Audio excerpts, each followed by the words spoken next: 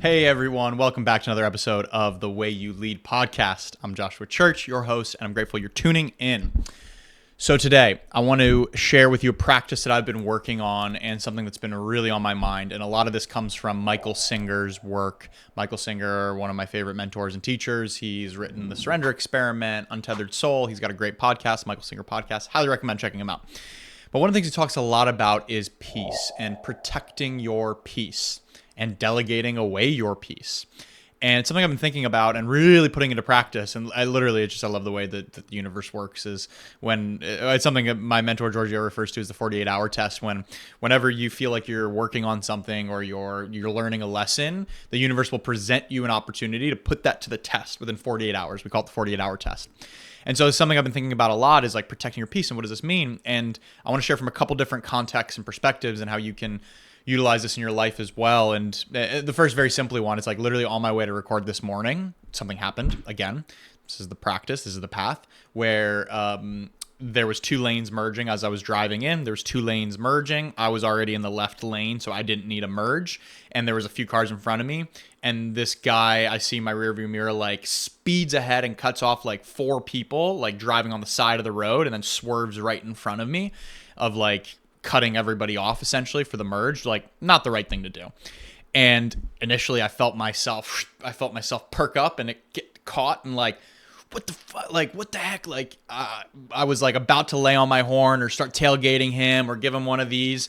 And then I asked myself the question, I realized, is this really worth me losing my peace over? Is this really worth me losing my peace over? I'm going in the studio to record. I'm in a nice peaceful state. Like, is this worth it? And I just sat there for a second. I felt it arise and I was like, no, it's not worth it. This guy's not worth it. And I just took a breath and I settled into it, and then it passed and it was gone.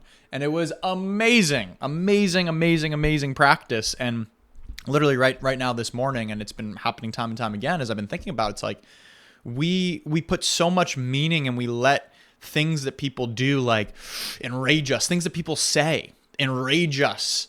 It's like, ask yourself the simple question, is this worth losing your peace over? Are they worth you losing your peace over? Is this stranger that cut me off, is he worth me getting all upset and worked up? Because it's not him that is pissing me off. It's me that's pissing myself off. And I can tell you that because I didn't piss myself off today, when in the past that would have pissed me off. And it's not that thing that would have pissed me off. It's me that would have pissed myself off in that situation. So this is the technique. This is the spiritual path. This is what the practices and the opportunity is when things happen and things arise that we put meaning on. A comment on Instagram, something that we see someone post. It's like we're letting digital pixels that our eye is perceiving on a little box that we're holding in our hand. Are you going to let that ruin your peace? Are you going to let that wreck your peace today? I don't want that to wreck my peace. And so it's a practice. This is a muscle. It's a very itty bitty muscle.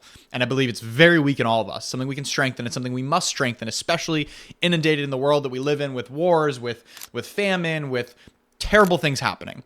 We have to be able to build that muscle, that spiritual muscle. That is the spiritual path. That is the work. It's funny. It's like, I saw this cartoon that was like someone meditating, all pissed off, and it was like, dang it, I want to do these spiritual things, I want to meditate, but everyone keeps bothering me. And the irony of that's the point. That's the point of it all. I found myself the other day, not too long ago, just a few days ago, meditating outside in the backyard, and then the neighbor has had the gardeners over, and so like the lawnmower spits up and starts, I'm listening to the birds chirping, I'm in the Zen state, and then all of a sudden the gardener starts picking up noise, and I'm like, dang, the hell? Doesn't he know I'm meditating over here? Like, he's ruining this moment. And then I just started laughing because I caught myself and I'm like, he's not ruining this moment. This is just the way that it is. This is what's unfolding. I'm ruining this moment for myself by saying that this is interrupting me and this shouldn't be. What if that's exactly what's needed? Clearly it was, because this lesson came from it. What if the sound and the vibration of his lawnmower, what if I can allow that to pass through me without glomming onto it or getting stuck and just notice it? Oh, there it is. Okay, cool. I noticed that. I can allow that. I can let that be because I don't have control over that. There's nothing I can do about that. So it's this shift from brace to embrace. And this is so much, I did an Instagram post about this the other day, but this is so much about what the way our society teaches us to be is really to go out and make the things fit in alignment with what will make us feel happy or what we believe will make us feel happy. Society tells us, go tell the gardener, hey, turn off that lawnmower. It's bothering me. I'm trying to be spiritual over here. But no, guys, no, the spiritual path and the real path of leadership and self-leadership is to embrace that and to say, okay, cool, this is part of the experience. Let me work with that. How can I work with that? How can I allow this to pass through me without getting triggered? So I'll come back to the example of scrolling on the phone. It's like, think about it. It's like we are literally taking digital inputs that are coming through to our brain from looking at this phone screen, and we are allowing that to dictate how we feel. Or as Michael Singer says in one of his podcasts, it's like we're just, when someone says something to us, it's like we don't get mad at if an animal, like a bird chirps or a dog barks. It's like we're not triggered by what the dog is barking, and humans talking to us, it's just an animal barking at us essentially, right? Like it's just someone making sounds emit from their face, and we take this and it's just arrangements of atoms and things that hit our mental model of like, hey, that doesn't fit within what I'm supposed to feel good about. So now I'm triggered. Now I'm holding on to this and I'm resisting this, and this is going to carry with me, and this is going to get me excited and triggered, and I'm going to hold on to this. That's one way to do it, but golly, that's exhausting. I'm exhausted with that way. I'm done with that way. I'm practicing the new way. Let me sit with it. Let me allow it. How can I allow that to move through me without glomming onto it? And it's just incredible, because today's a perfect example when I'm driving in and the guy cuts me off and I let that pass through. And then I'm not thinking about it. He turns up at the light. I'm not thinking about it. I'm just like, I don't even need to like drive up and take a look at him or make him feel like he knows that he messed up like I would do. It's like the need is not even there, which is beautiful. So it's like, I'm telling you, this works. And there's different degrees of it. The car is a great place to start, because think about it all the time. It's like everyone's either a moron or a maniac, right? Everyone's either, oh, what's this moron doing? Or what's this maniac doing? So everyone is either a moron or a maniac, right? And so like, what if we can just allow that to be? Okay, there's a moron. Okay, there's a maniac. Cool. I don't need to label that or judge that. Let me just allow that come through and I'm done.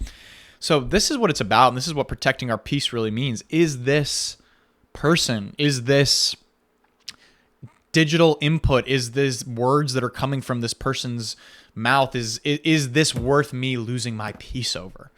No. So there's a story that I love. It's a parable. It's an old Buddhist parable of the two monks crossing the river. There's this older monk and a younger monk, and they approach this river, and there's this beautiful woman that's there at the river that is trying to cross but is not able to, is struggling to cross. And both of the monks pause for a second, because the monks have taken a vow not to touch women. And the older monk picks up, without thinking twice, picks up the woman on his shoulder, carries her across, sets her down, and they keep moving. And the younger monk is like, oh my God, wow, he just touched a woman, and he carried the woman across the river. And an hour passes, he doesn't say anything, the younger monk. He's thinking about it. Another hour passes, he's still thinking about it more and more. Wow, what did he do? What was it? 2 hours, 3 hours pass. Finally, he says something to the older monk. Hey, back there at the river, you picked up and touched the woman, even though you carried her across, even though we're not supposed to touch women. What was that about? And he turns to the younger monk and says, brother, I put down the woman on the other side of the river. Why are you still carrying her with you? And I think that was so profound. I put down the woman on the other side of the river. Why are you still carrying her with you? Why are you carrying her with you in her mind? Why are you allowing what happened hours ago to rob you of your peace, to be with you? Very interesting story. And I like that a lot, of like when someone says something to you, when someone leaves a nasty comment on your Instagram or disagrees with you or says a little comment that triggers you, how often do we allow that usually to just keep with us? How often do we usually carry that with us and move forward and hold on to that? And we do it psychologically because we get a rise, we get a hit of dopamine, we get a hit of adrenaline whenever we think about it. It works our system up into our ancient biology. Like, it works us up. And so we're addicted to that dopamine release that comes from the drama and the stories and getting worked up. We like to elicit that feeling. So you have a choice. Do you want to continue that loop, or do you want to choose to protect your peace? Do you want to choose to practice, because it's a practice, guys. Do you want to practice leaving the woman on the other side of the river? You want to practice leaving the comment where it is, recognizing the person that shouted out at you in the street or said something to you in passing is just noise coming from a face. It's just an animal barking on this planet that we're spinning on, that we don't have to elicit more meaning to it than we need to, especially if it's going to come at the cost of our peace. And I really was thinking about this a lot last summer, about exactly a year ago, pretty much to the week. Last year around this time is when we started really facing some challenges at Edge Theory Labs, at the business that my cousin Rob and I had started and grown. And it was the first time we were really facing the mortality of this, of like, oh shit, like we might not be able to pull out of this one. We may be facing a shutdown situation here. And I remember like just being so in it. And then all of a sudden, I took a break. I took just a walk and I was just looking at the trees. I just got caught looking at the trees, and I was looking at the trees and I'm like, if I feel peaceful, if I feel happy, what else matters? Like, how can I feel happy with all of this? And how can I feel happy with none of this? And it was just a little seed that planted for me. And it was a paradigm shift for me in that moment of just like, because I was thinking about the competition and the market. And I was thinking about all these things that started to feel heavy. And I was like, if I feel happy right now looking at these trees, like what else matters at the end of the day? Nothing else matters. So that story I share because, again, we focus so much in our society. We focus so much on what is the things, what are the things, and what is the thing that is going to cause us to thrive, and what are the things we want to focus on. When people ask, what do you want to be when we grow up? We say things, or what do you want? What are you working towards? What are your desires? What are your dreams? We're all saying things that are external: a job, a career, relationship, a status, a this, a that, a physical manifestation of those things, which is great. Don't get me wrong. We should. That's the point we're here to create. But we say those things because we believe that in the having of those things, we will feel better. We will feel happier. We will feel more at peace.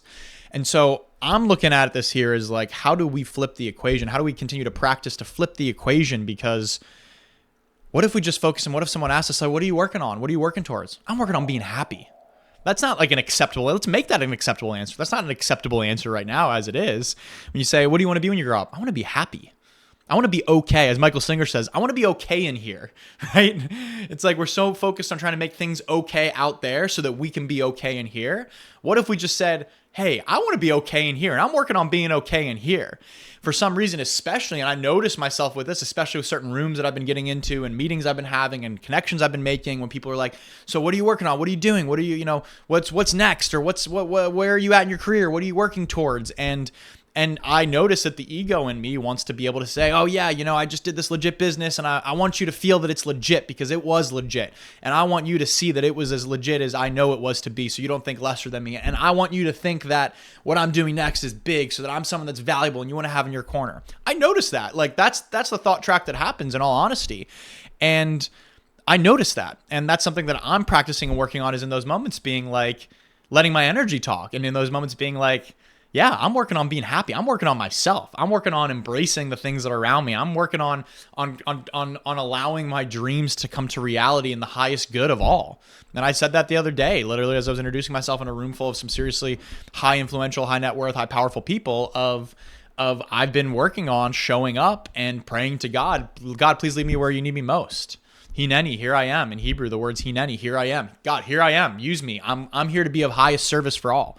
And that started to feel really good. And what I noticed is that that's a different answer. And that started to turn some heads, and people come up to me after and make a comment about that, or say something that sticks with them, versus me trying to like get lost in the jargon of, I'm doing this business thing, because we're all just caught up in our head. So how can we work and practice being okay inside and being happy? And how can we make that the goal? Like, how great would it be if we shifted our education system, if we shifted the conversation to be like, to make that an acceptable answer of, I'm working on being okay inside. I'm working on being happy, and working to develop the mindset, the techniques, the perspectives, the skill set to be able to embrace the flow of life and be okay and be happy and allow things to pass through me.